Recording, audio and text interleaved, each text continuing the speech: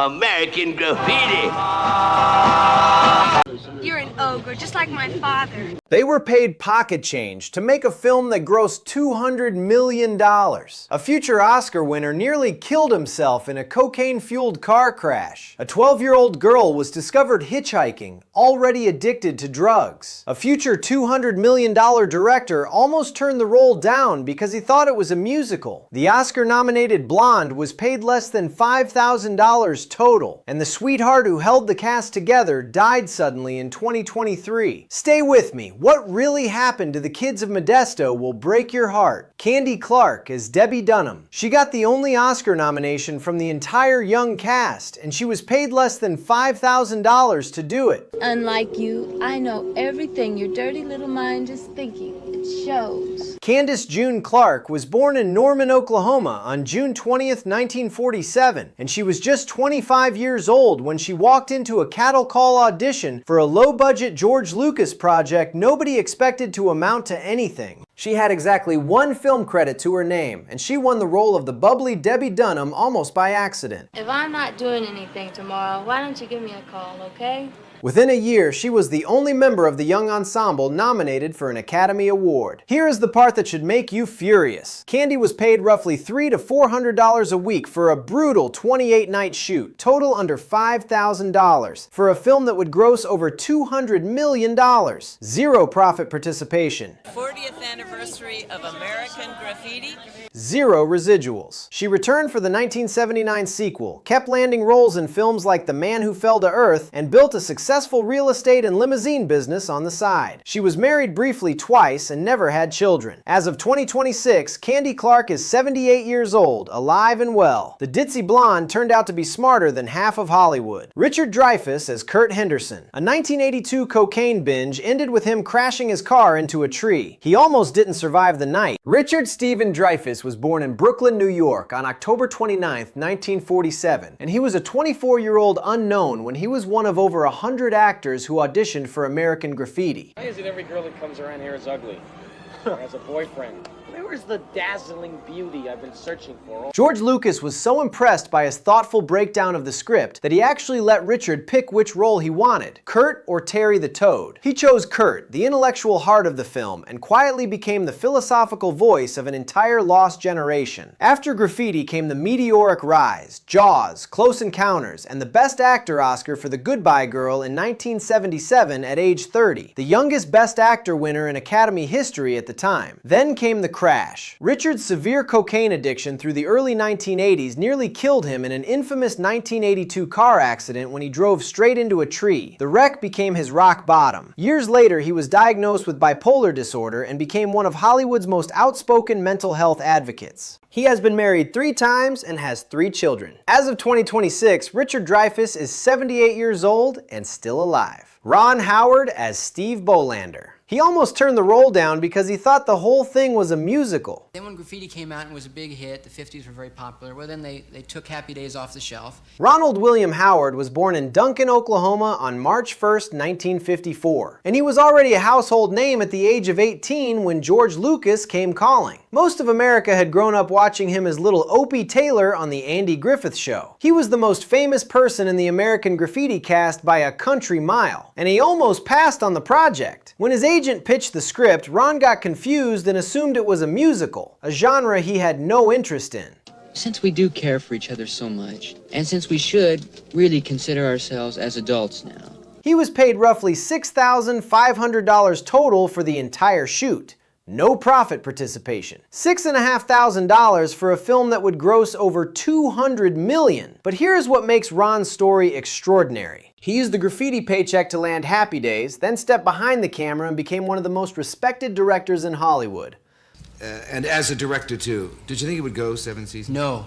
Apollo 13, A Beautiful Mind, which won him the Best Director Oscar in 2002, and dozens more. Married to Cheryl Howard since 1975, 4 children including Bryce Dallas Howard. As of 2026, Ron Howard is 72 years old, alive, and worth around $200 million.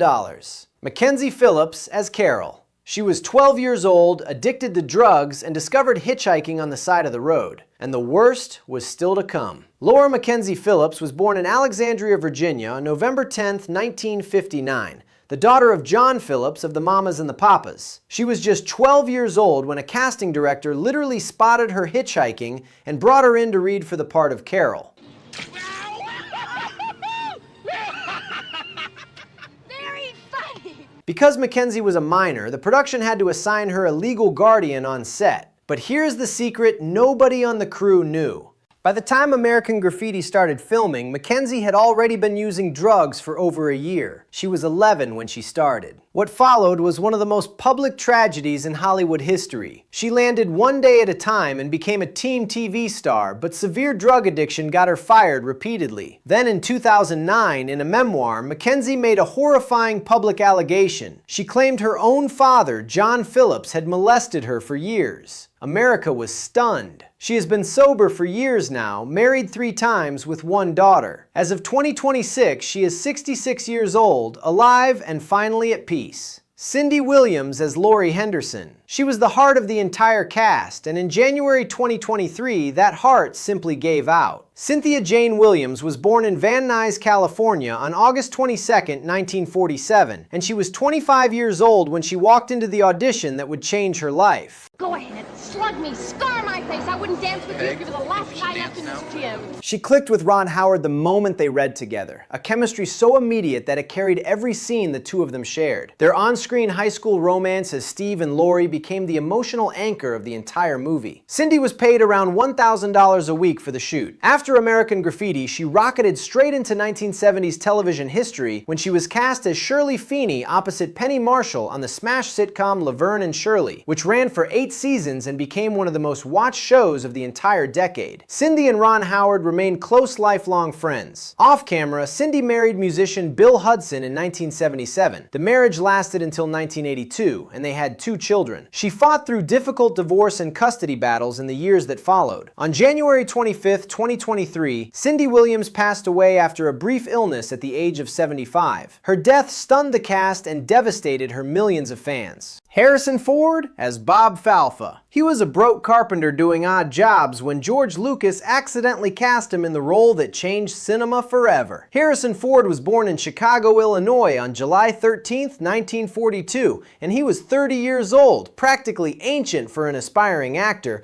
when he walked onto the American Graffiti set with a tool belt instead of a script. Ford had quit acting after years of frustration and was making his living as a carpenter, building cabinets and doing handyman work for Hollywood casting director Fred Roos. Roos kept telling Lucas he had to meet this carpenter who could act. Harrison initially turned down the role because the pay was insulting. He only accepted when Lucas bumped him up to $500 a week, a total of about $2,000 for the entire shoot. He famously refused to cut his hair to look like a 1962 hot rodder and wore a Stetson cowboy hat through most of the production to hide it. Then came Star Wars, then Indiana Jones, then Blade Runner, Witness, The Fugitive, Air Force One, and decades of global megastardom. He survived a small plane crash in 2015, married 3 times, and has 5 children. As of 2026, Harrison Ford is 83 years old and worth hundreds of millions. Paul LaMotte as John Milner. He was the cool drag racing king on screen and the man who almost killed Richard Dreyfuss off it. Paul LaMotte was born in Rahway, New Jersey on September 22, 1945, and he was 26 years old when he won the role of John Milner, the aging street racer slowly realizing his glory days were running out. Paul was a Vietnam veteran and a trained stage actor whose tough, weathered authenticity gave Milner the tragic edge that made him the soul of the entire film. But the most infamous moment of the production happened off camera. One night during the shoot, Paul threw co-star Richard Dreyfuss into a hotel pool as a joke, and Dreyfuss gashed his forehead open on the side, requiring makeup to cover the wound during his close-ups the very next day. Harrison Ford was reportedly involved in the same horseplay and got kicked out of the cast motel because of it. Paul also suffered a severe allergic reaction during filming. He earned a Golden Globe and an Oscar nomination for Melvin and Howard in 1980 and returned for the 1979 sequel. He kept working in steady character roles for decades. As of 2026, Paul LaMotte is around 80 years old, alive and largely off the public radar. Kathleen Quinlan as Peg. Her first film role was a tiny supporting part. 20 years later, she was nominated for an Oscar. Kathleen Denise Quinlan was born in Pasadena, California on November 19, 1954, and she was just 17 years old when she made her feature film debut in American Graffiti as Peg, the supportive, level-headed friend who comforts Cindy Williams' character through her tearful breakup scene. The role was small, the screen time was short, but it was the doorway into one of the most respected dramatic careers in modern Hollywood. After Graffiti, Kathleen quietly built the kind of resume most actresses only dream of. She earned major critical acclaim for I Never Promised You a Rose Garden in 1977, then anchored serious films through the 1980s and 1990s. Her biggest moment came in 1995 when she was nominated for an Academy Award for Best Supporting Actress for her devastating performance as the wife of astronaut Jim Lovell in Ron Howard's Apollo 13, reuniting her with her old Graffiti co-star 3 decades later. She also delivered a memorable turn in Oliver Stone's The Doors. She married actor Bruce Abbott and has one son. As of 2026, Kathleen Quinlan is 71 years old, alive, and respected as one of the quietest success stories in the entire cast. Lynn Marie Stewart as Bobby. She was a background face in 1973. By the time she died in 2025,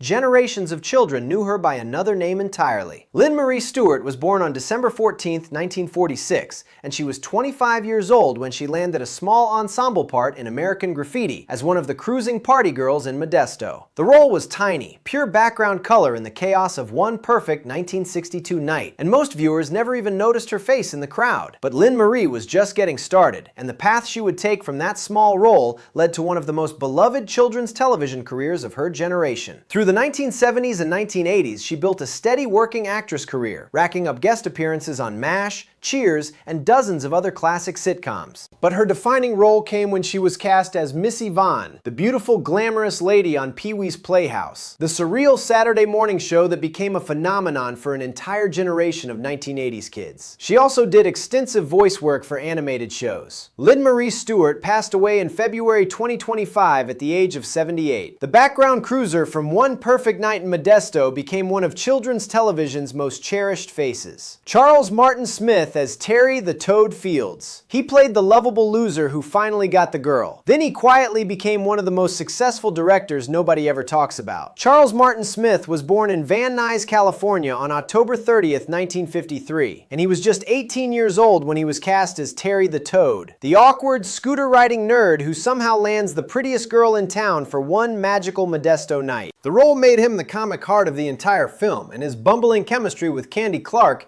gave American Graffiti its sweetest, most heartbreaking storyline. He returned for the 1979 sequel and made the Toad one of the only characters whose fate carried real emotional weight across both films. But what almost nobody realizes is that Charles quietly built one of the most surprising second acts in the entire cast. He starred in the cult classic Never Cry Wolf in 1983, then gradually moved behind the camera and became a respected director, helming films like Air Bud, Dolphin Tale, and dozens of television episodes. He kept working steadily for over 50 years. He has been married for decades and has children. As of 2026, Charles Martin Smith is 72 years old, alive and well, and has spent his entire life proving he was no toad at all. William Bo Hopkins as Joe Young. He played the leader of the Pharaohs Gang in 1973. By the time he died in 2022, he had terrified Hollywood villains in over 100 films. William Bo Hopkins was born in Greenville, South Carolina on February 2, 1938, and he was a 34-year-old working character actor when George Lucas cast him as the intimidating yet honorable Joe Young, leader of the dangerous Pharaohs Gang who tests Kurt Henderson's courage during the film's most nerve-wracking sequences. Bo had already broken into Hollywood through his unforgettable role in Sam Peckinpah's blood-soaked masterpiece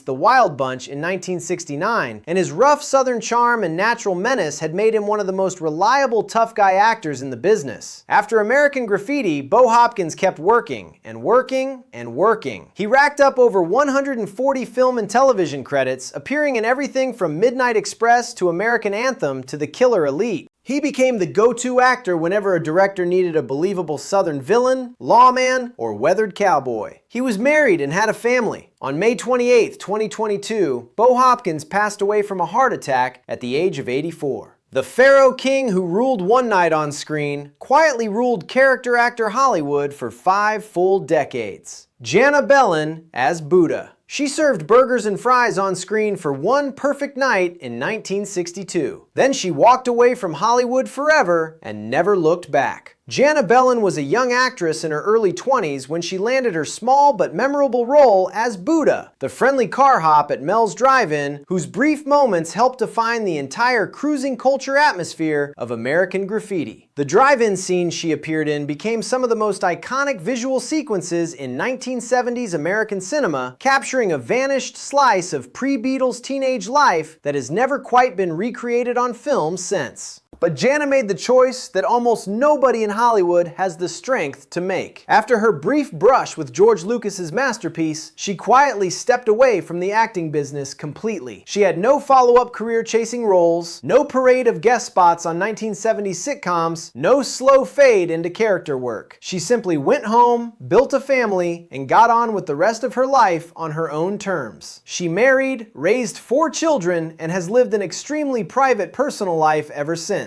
occasionally focusing on music as a creative outlet. As of 2026, Jana Belin is alive, in her 70s, and proudly anonymous. The car hop who served burgers one magical night went on to serve up a quiet, happy life off-screen. Wolfman Jack as the disc jockey. He wasn't acting. He was the actual voice of an entire American generation, and George Lucas wrote the whole movie around him. Robert Weston Smith, known to millions of late-night radio listeners simply as Wolfman Jack, was born in Brooklyn, New York on January 21, 1938, and he was a 34-year-old broadcasting legend by the time George Lucas tracked him down for American Graffiti. Lucas had grown up listening to the Wolfman's growling, howling, blues-soaked late-night signal blasting across the California desert from a powerful Mexican border station. And the entire concept of the film was built around the disembodied DJ voice that tied every cruising kid's night together. Lucas wrote the part specifically for Wolfman Jack to play himself. He was paid only a modest appearance fee for the role, but Lucas, who became enormously wealthy from the film's success, later quietly gave the Wolfman a personal bonus out of his own profits as a thank you. After American Graffiti, his fame exploded into television hosting and continued radio dominance through the 1970s and 1980s. On July 1, 1995, Wolfman Jack died of a heart attack at the age of just 57. The howling voice that narrated One Perfect Night kept howling on the airwaves until the very end. Joe Spano as Vic. He played a small-time gang member in 1973. Then he became one of the most beloved police lieutenants on American television. Joseph Peter Spano was born in San Francisco, California on July 7, 1946, and he was 26 years old when he was cast in his small role as Vic, one of the rough-edged gang members hovering around the Pharaohs in American Graffiti. The part was tiny, the screen time was minimal, and Joe was just one of the many young Bay Area actors that Lucas pulled into his ensemble to give the film its authentic Northern California texture. But that small credit became the foundation for one of the most respected dramatic television careers of the 1980s. Joe Spano went on to become a household name as Lieutenant Henry Goldblum on Hill Street Blues, the groundbreaking ensemble police drama that ran for 7 seasons and revolutionized American television storytelling. He earned massive critical praise for his thoughtful, soulful performance and later joined the cast of NCIS as the recurring FBI agent Tobias Fornell, a role he has played for nearly 2 decades. He has been married for years and has a family. As of 2026, Joe Spano is 79 years old, alive and still actively working, the small-time gang member who quietly built one of the cast's most respected careers.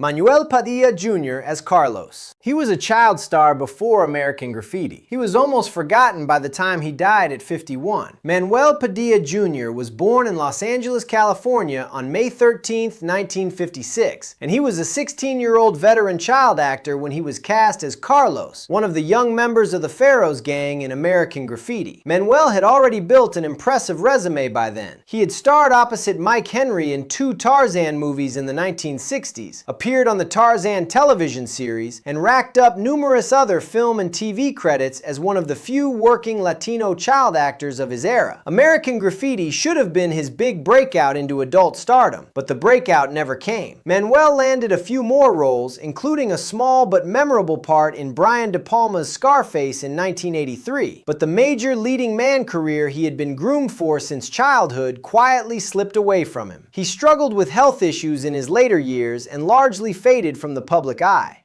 On January 29, 2008, Manuel Padilla Jr. passed away at the age of just 51. The Kid gang member's biggest scene was in a movie that launched everyone else's careers but not his own. So this is the American Graffiti cast then and now. Cocaine crashes, addicted 12-year-olds, sudden deaths, broken hearts, child stars who faded into nothing, and a quiet carpenter who became one of the biggest movie stars in history. What happened to the kids of Modesto was almost too dramatic for any single film to contain. The tragedies behind that one perfect 1962 night kept unfolding for 50 years. And where they are in 2026 is a question that gets harder every year. Which story broke your heart the most? Comment below, I read every single one. Like, subscribe, hit the bell.